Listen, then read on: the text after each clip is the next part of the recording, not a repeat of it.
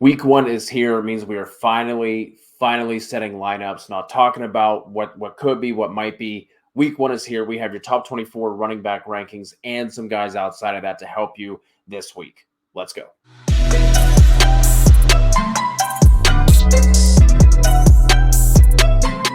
TFA fam, appreciate you joining us. Kev, let's just jump right into the week one running back rankings. These are our consensus rankings from all of our rankers here at TFA. Kicking things off at number one is obviously Jonathan Taylor, followed by Christian McCaffrey, Derrick Henry, Austin Eckler, Alvin Kamara, Dalvin Cook, Joe Mixon at 7, Najee Harris, DeAndre Swift, Saquon Barkley, Javonte Williams, and Aaron Jones, rounding out our top 12 running backs for week one. Kev, amongst these RB1s, who's somebody that sticks out to you? Who's somebody that you want to talk about that you are excited about for week one? Yeah, I mean, I'm excited to see how this Javonte Williams, Melvin Gordon narrative is going to play out after here with week one. Again, great matchup against Seattle. Something we've already talked about on the quarterback ranking show, but I think Javonte Williams is in a smash spot this week. The Seattle Seahawks, once again, something we've already hammered home. And this team is absolutely dreadful. This team is going to be dreadful. Their defense is going to be terrible. Last year, they allowed the 13th most rushing yards, the 8th most rushing touchdowns. They also allowed the most receptions at 127 and the most receiving yards to running backs last year on the season. Again, great matchup. I actually have Javonte Williams ranked 8th overall among running backs this week, and I just think this is a matchup that he really can't miss. He's going to get a lot of opportunities to score touchdowns here, and like I said, just a premium matchup to start the game. I mean, really, this Denver Bronco, especially over the first 8 weeks, I mean, there's great matchup after great matchup after great matchup, and this is going to start right off with Seattle. Yeah, I like that one a lot. I have him a little bit lower just because I'm not entirely sure of the split, but like you said, I think this is an absolute smash matchup for them. I think the Broncos just unleash hell on Pete Carroll and the Seahawks. The running back one I'm going to talk about, I have at 5 overall for this week, is Alvin Kamara. The Saints are 5.5-point road favorites against the Falcons. They have a solid implied point total sitting at 24, and I think the Saints offensive line is absolutely going to manhandle the Falcons front and give Kamara plenty of running room. The Falcons led up to 10th most fantasy points per game to running backs last year. And, while we shouldn't rely especially heavily on previous year's stats, the Falcons really didn't do much to improve their defensive front. They brought in a handful of guys on cheap contracts at the linebacker position. Deion Jones isn't going to be suiting up for this one. So there's really not much to like about Kamara this week. And I think he smashes in this matchup. Yeah, he was actually the guy that I was going to go with here. So, but yes, I mean, it's very easy, very good matchup for him. I mean, I can't a scenario where this goes wrong outside if he gets hurt or if like Mark Ingram snipes a couple touchdowns away from him or something at the goal line or something like that. But yes, absolutely fantastic matchup. So let's go ahead and jump over here. We'll jump over to our consensus RB2 rankings. And we have Leonard Fournette, Nick Chubb, James Conner, Antonio Gibson, Josh Jacobs, Ezekiel Elliott, Elijah Mitchell, Cam Akers, David Montgomery, Travis Etienne, Clyde Edwards-Helaire, and Rashad Penny. And I am very hurt that my boy Dameon Pierce is not in here, but Robbie somehow has him ranked at RB37, which isn't really all that surprising because if you go look at like consensus rankings, that's kind of where he's coming in. I don't understand it. He should be ranked higher than that. I think I have him at 20, but that's not what we're here to talk about. So, Cody, go ahead and hit us with your RB2s that you want to hit on. Just got to find a way to make a dig at Robbie while he's not here, like we did on the quarterback show. To start this off, I can't believe I'm about to talk about this player, but here we are, week one of the 2022 season. He's healthy at least. I know we just talked about the Broncos are going to smack this team around, but I'm going to talk about Rashad Penny. We know that Pete Carroll is going to try and run the ball, especially one to hide Geno Smith as much as possible, and then to also play clock management, clock control, and keep Russ off the field. The offensive line is improved from last year, which just leave it to Pete Carroll to finally invest in the offensive line once Russ Wilson is gone. We know that he has some receiving chops. I think he does give up some of that work to Travis Homer or DJ Dallas, but I think he's going to get enough work here. The Broncos obviously lost Shelby Harris in the Wilson trade last year, so their front seven could be weakened. So I do like Rashad Penny. The other guy I have here is Elijah Mitchell. Now, obviously, this is one we have to watch to make sure he's good to go from his hamstring injury that he sustained in training camp. But as long as he's healthy, I think he's going to crush in this matchup. The 49ers are 6.5-point road favorites.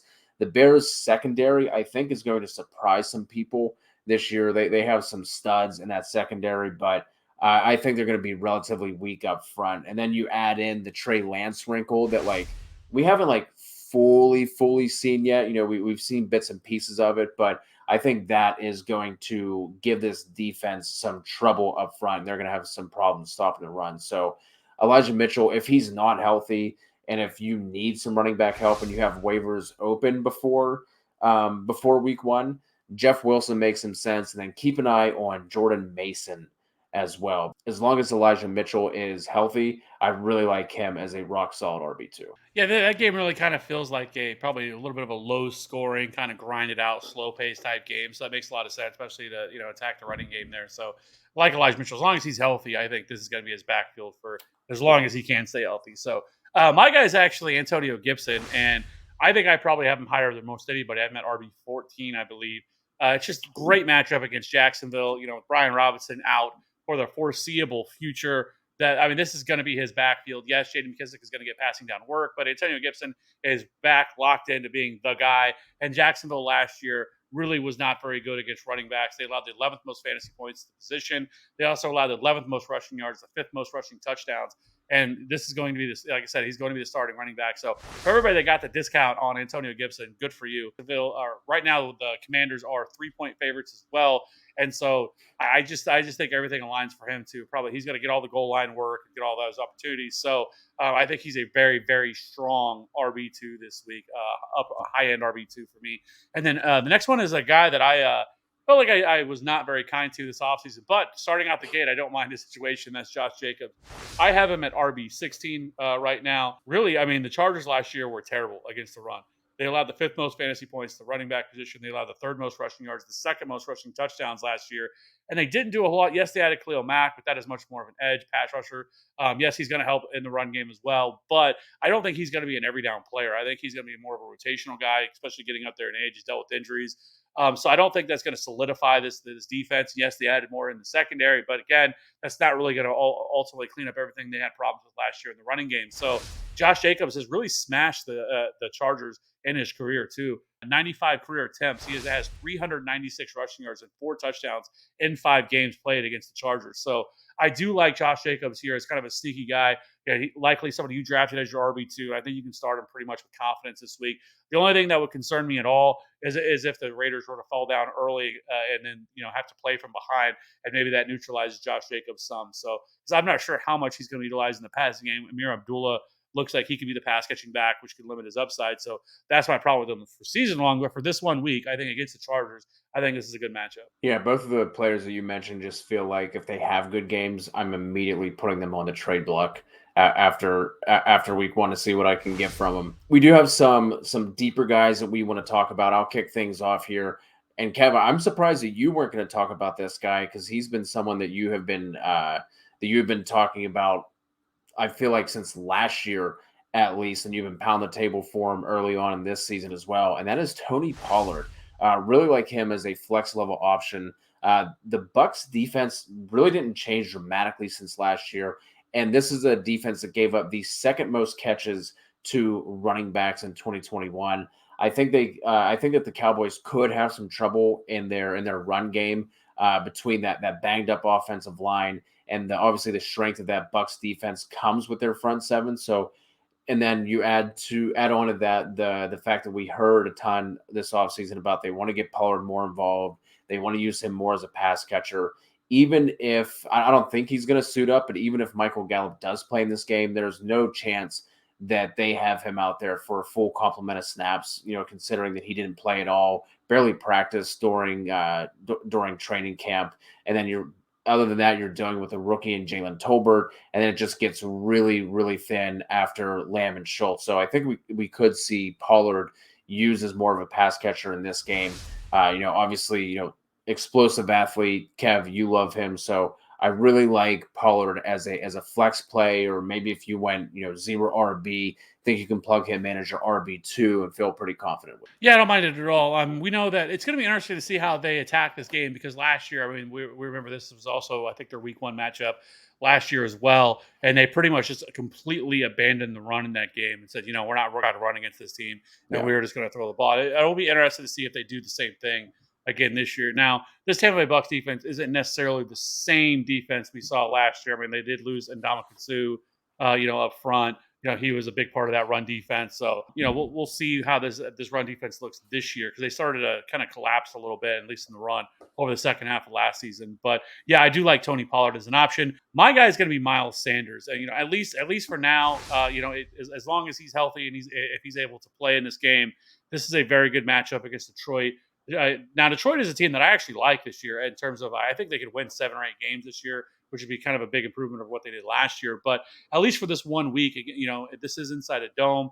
And, I like Miles Sanders here in this matchup. Last year, the Detroit Lions allowed the 10th most fantasy points to running backs last year. They also allowed 30th in run DVOA last year. So this is just not a very good run defense. Now, don't get me wrong, I think this defense is going to be better than it was last year. They added Aiden Hutchinson, in the draft here on this team. But overall, again, that's another edge rusher, not something that necessarily you're worried about on the ground. So I think Miles Sanders here makes for kind of a really solid flex option this week. As long as he's healthy, as long as he's able to play, that's somebody that I would be definitely. If you have any questions on who to start, you can drop some comments in the comment section, or better yet, join us on Wednesday. We'll be live every Wednesday night around 10 Eastern, 9 Central, answering all your questions. Did the same thing last year. We're going to rock with you guys as long as it takes. Sometimes there's a 3-hour long streams. It doesn't matter. No question goes unanswered. Or if you would like, you could also jump into our free fantasy football Discord. Link is in the description below. Talking DFS, redraft, dynasty, props, betting, all that stuff in there. So please be sure to hit us with a sub and a like, and we'll talk to you all soon.